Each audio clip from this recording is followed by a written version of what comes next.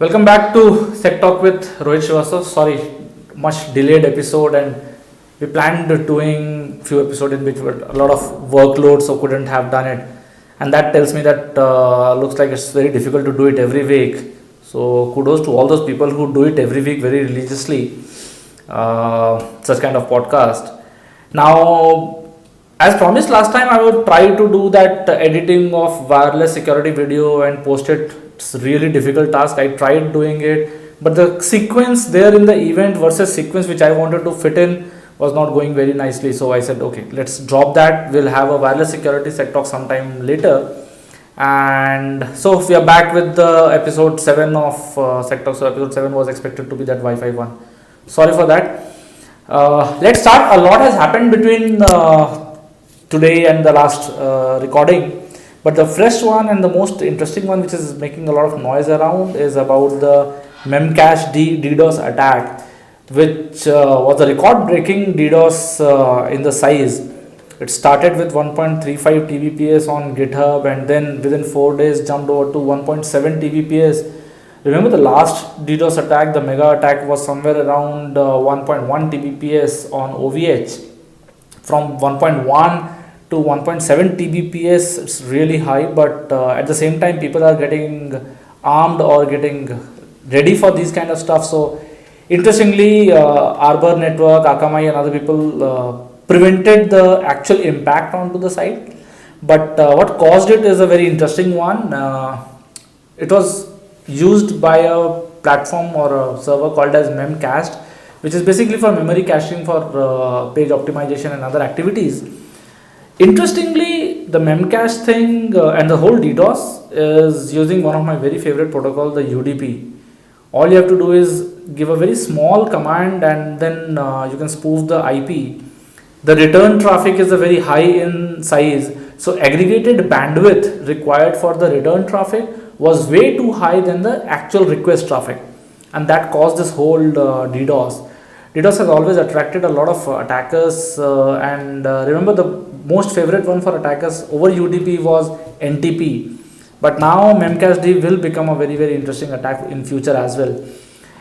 What we saw is someone created a kill switch, or the kill switch was identified for this Memcached attack, and along with that, the scary findings were that the same Memcached attack can be used for more than just a DDoS. It can be used to change the page content as well. So in that case, what you should do is patch to the latest version. Again, a standard preaching every time. Patch to the latest version, and make sure you are monitoring your port 11211, because a lot of attack is coming in from that. So if you are monitoring that, you can prevent, but at the same time the firewalls and other stuff might not be able to take care of that kind of load at your infrastructure. So maybe you want to go one level up at the ISP or the provider level to block such traffic. So hopefully you were not infected by that, and you had a happy time with Memcache and just reading the news and not actually getting affected. Next interesting news is about the 4G LTE network attack, where researchers from Purdue University and Iowa University sat down and created a complete report and a paper where attacks can be done on LTE network. Remember, in old times, the attack on 4G or LTE was to downgrade it to 3G and then downgrade it to 2G and then do an actual man in the middle in the 2G network. But in this research paper, it proves that the man in the middle can happen when the network is on 4G itself. And the man in the middle has always been a very interesting attack, and you all must be knowing about it, the way MITM happens and the data is stolen or data is changed in the network. Interesting thing with this research paper is they tried using a very commodity hardware costing from around $1,300 to maximum up to $4,000, the USRP devices, which was used by their tool, rather they created a tool as well, and the tool is called as LTE inspector. And using that, they were identifying the weaknesses, and out of their total 10 parameters, a lot of network they found 8 parameters were vulnerable. So nothing for you and me at this level to be safe or secure about, but still common sense of digital hygiene will always help, just in case somebody is trying to do that attack in the network, in the cellular network you are in, and the kind of data you are using. So while we are talking about 4G, let's go to another interesting news about 4G, the favorite Reliance Jio. There are messages floating on WhatsApp, or variety of hoax messages. Now the one of the hoax messages says that you can get a Jio Prime membership for free using some methods. Most of these messages, last week there was one message about free Adidas shoes you can get on WhatsApp, and using some, going to some websites and stuff. Remember, most of these websites are, or rather the links were given in such kind of WhatsApp messages, are hoax, and technically they are created to infect the mobile phones. So you may get infected by a unwanted application or a malware on your cell phone devices, because 99.9% of people use WhatsApp on their cell phones only. So clicking on such link on the phone may infect the phone, and that's the reason behind such kind of hoax messages, apart from creating noise and data stealing using those websites. So always be very careful while you look at these websites. The website name, with little bit of smartness, you can understand that they are actually created for fake. It ends up with geo-free-offer dot something.com. So you understand it's a subdomain, it's not the main domain, and that's where the attack comes in. So these are easy to buy subdomains. So I can actually go online and buy a domain called as geo-free-prime-lifetime-.com, something of that sort. Looks very genuine to a regular user when it comes from to phone, but interestingly there is not a genuine URL, and a lot of attacks come from that. So beware of such kind of WhatsApp messages. I know it's very difficult not to click, or it's very tempting to click on such URL and see what's happening there, but be safe, better safe than sorry in such kind of cases. Since the time we started Sectalk, we have not seen even a single episode where cryptocurrency is not discussed.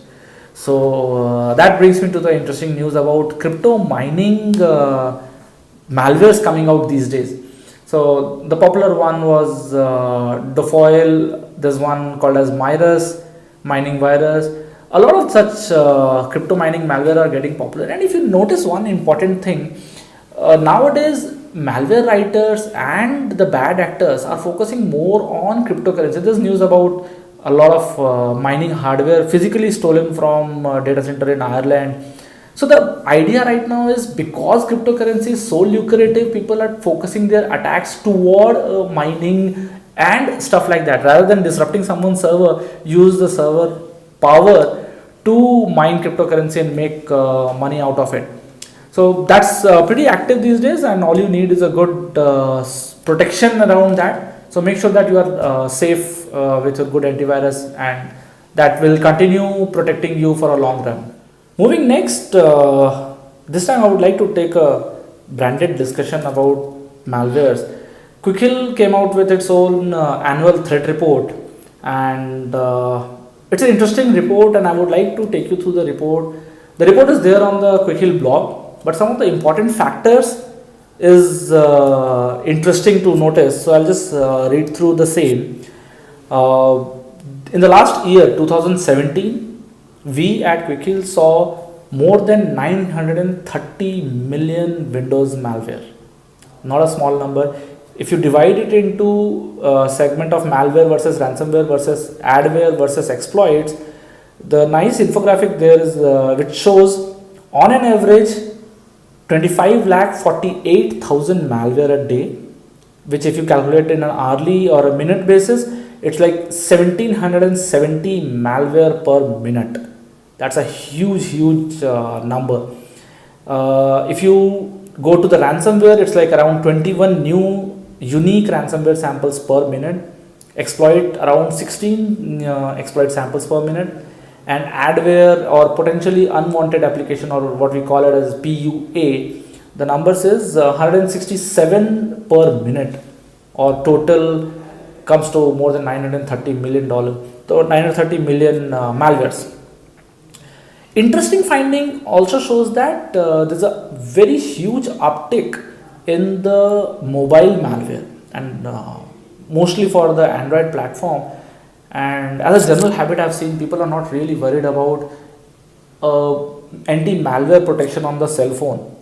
But if we look at the numbers, more than 1 million Android malwares were detected this year, in the last year, 2017. If you take malwares, it is coming down to 2 per minute on an average, or around 3000 malware per day. If you calculate adware, it is coming out to around 1 per minute, but adware is like pretty popular and well known in mobile platforms. If you go to the potentially unwanted application, the count is around 4247 a day, or 3 per minute. So that's the frequency by which malwares are getting created and is coming up. If you look at the total rise from 2016 to 2017 in the number of Windows ransomwares, the growth is 300%. So ransomware is really high, and again ransomware is connecting back to the cryptocurrency thing, because in ransomware you can take the ransom in crypto, and then cryptocurrency is getting more and more interested every day. If we talk about the Trojan horses, 42% of the Windows malware, those 930 million plus, 42% of those detected in 2007 are from the Trojan horse family. And Trojan horses were the top malware in 2017. If you go down to the potentially unwanted application, what are these potentially unwanted applications? These are the applications which you don't want on your phone and you suddenly discover something is there, or you download it in bundle or in conjunction with some other app. So most of these PUAs come from the third party app stores. A lot of people have a habit of going to third party app store to download app which is not available on the Google Play Store, or a free version of the paid app is available on the third party store. So rather than paying money, they prefer they install the third party app store like One Store, and there are a lot of other stores. When you download an app from a non-Google Play Store, the chances of getting an infected application and a PUA or a potentially unwanted application are very high. So 46% of the total malwares were actually PUA and which were coming out from third-party app stores. So that's a quick brief of the report. I'll put the URL down in the video notes. You can actually go and see the whole report. If you see, the whole attack mindset or attackers mindset is moving towards cryptocurrencies and lot. We think that in this particular year 2018 we will see even a more rise in such kind of attacks and unwanted ransomware versus crypto mining malwares. This will go up. Advices and a properly unbranded advice: use this product, use any product, but make sure that your PCs are safe, your phones are safe, you have a anti-malware solution on phone. I was looking through few interesting applications on Android, friends and families, and I was looking at a few interesting applications which they were using for memory optimization or antivirus cleaning, and some are very highly animated. You get fancy animation on the screen that your phone is getting cleaned up, your phone is getting fastened up. Nothing much happening there. Every app works in a very similar way. All of those clean your unwanted garbage files which are collected. Make sure you have an antivirus solution on your Android phone, because that will protect you from such kind of malware activities.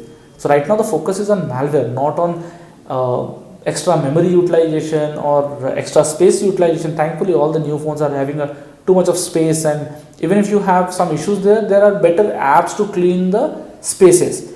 When it comes to memory cleaning and stuff, you can actually go and kill application one by one on your own to optimize the memory. So not much of value coming in from there, but in light of that, do not forget to install a good antivirus on your phone, because that's where the data is, that's where the money is today. Everybody is using smartphone in a way that you keep a lot of data there. You use phones for your banking transactions. A lot of reports have come around in last week as well, where there's an uptick in the banking malware on mobile phones, which are stealing banking credentials, and they sit on the phone, they capture the OTP SMSs on the way. So your OTP based security is also not sufficient if your phone is infected and you're using net banking or mobile banking from your phone. So make sure your phones are safe, make sure your PCs are safe, make sure your digital life is safe.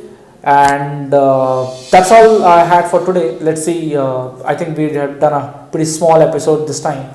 Let's see how it goes. I'll make sure that I find out time to do the next week's recording as well. With that hope, thanks a lot. Bye bye.